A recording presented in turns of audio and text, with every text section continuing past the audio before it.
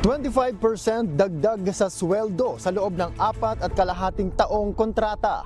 Ito ang isa sa mga napagkasunduan ng United Auto Workers o UAW at ng Ford Motors nitong Miyerkules. Subalit magsisimula muna ito sa paunang 11% increase at kailangan ding aprubahan ng mga liderato ng UAW.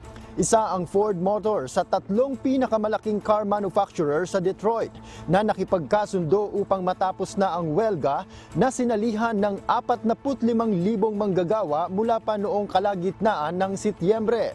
Sa kabuuan, ang kasunduan na sinimulan sa Ford Motors ay magdadagdag ng higit sa 33% na dagdag sweldo kung maisasaalang-alang ang compounding at cost of living mechanism.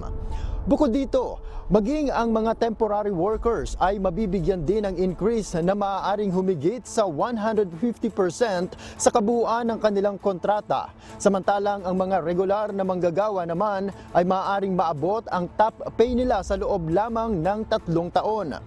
Magkakaroon na rin ng karapatan ang mga union workers na magwelga sa mga planong pagsasara ng mga planta. Matagumpay din ang UAW na alisin ang lower pay tier para sa ilang manggagawa sa planta ng Ford. Nanawagan na ang UAW sa mga nagbuwelga na bumalik na sa trabaho habang pinagtitibay ang kasunduan na sinang-ayunan naman ng Ford Motors. Noel Poliarco, UNTV News and Rescue, Edmonton, Alberta, Canada.